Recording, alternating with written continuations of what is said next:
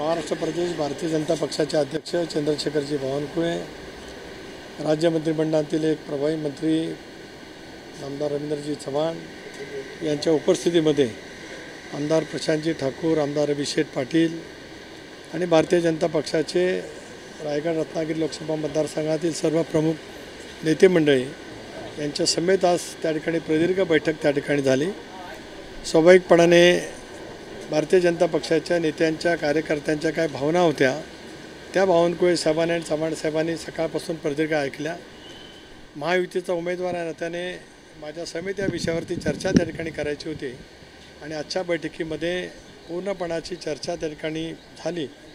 आगामी येणाऱ्या लोकसभेच्या निवडणुकीच्या निमित्ताने पूर्ण क्षमतेने पूर्ण ताकदीने रायगड लोकसभा मतदारसंघ आणि महाराष्ट्रातील 48 जागांच्यावरती लढण्यासाठी आज आम्ही जोरकसपणे त्या ठिकाणी काम करतो आहोत। उद्याच भारतीय जनता पक्षाच्या प्रमुख नेत्यांची माझी बैठक त्या ठिकाणी होईल आणि मग शिवसेना, राष्ट्रवादी काँग्रेस पक्ष आणि भारतीय जनता पक्ष एकत्रितपणाने लोकसभेच्या निवडणुकीच्या प्रचाराची सुरुवात परवापासून त्या ठिकाणी करतील अशा पैचं नियोजन आजच्या बैठकीमध्ये त्या ठिकाणी ठरलेलं आहे। स्थानिक शिवसेनेचे जे आमदार आहेत ते विश्वासात घेतलं, त्यांना विश्वास घेतला कसं म्हणजे कोण?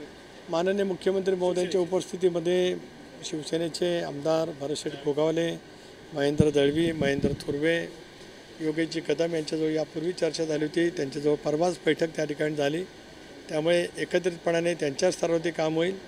तर माझी जबाबदारी राहील लोकसभा उमेदवार या नात्याने महायुतीचा की भारतीय जनता पक्ष, शिवसेना आणि राष्ट्रवादी काँग्रेस पक्ष आणि इतर आमचे सर्व घटक पक्ष या सर्वांचीच एकत्रितपणाने बैठक करून निवडणुकीच्या कामाला, प्रचाराला त्या ठिकाणी आम्हाला सुरुवात करायची आहे।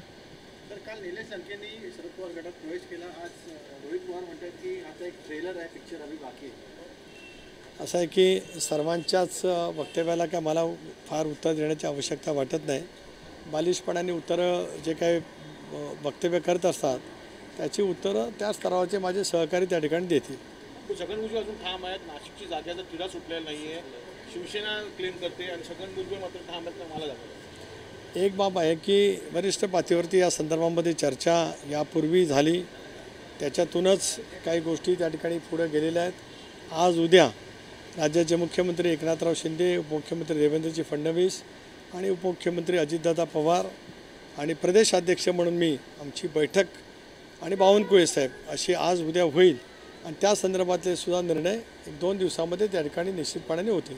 नाशिकसोबतच जर का दुसऱ्या जागा पाहिजे तर कधीपर्यंत तुमची पहिली यादी आहे ती जाहीर करणार आहात की आजच तुम्ही करणार आहात? पहिली यादी एक अजितदादांनी जाहीर केली, माझं आणि शिवाजीराव आढळराव पाटील शिरूर मतदारसंघातील।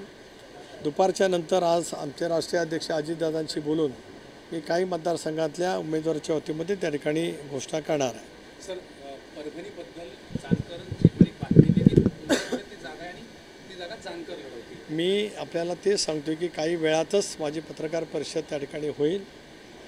आदरणीय अमितभाई शाह यांच्या उपस्थितीमध्ये जागा वाटपाच्या संदर्भात जे काय ठरलं आहे त्याच्या अनुषंगानेच त्या ठिकाणी पत्रकार परिषद आहे, त्याच्यामध्ये परभणीचा सुद्धा समावेश आहे। धन्यवाद।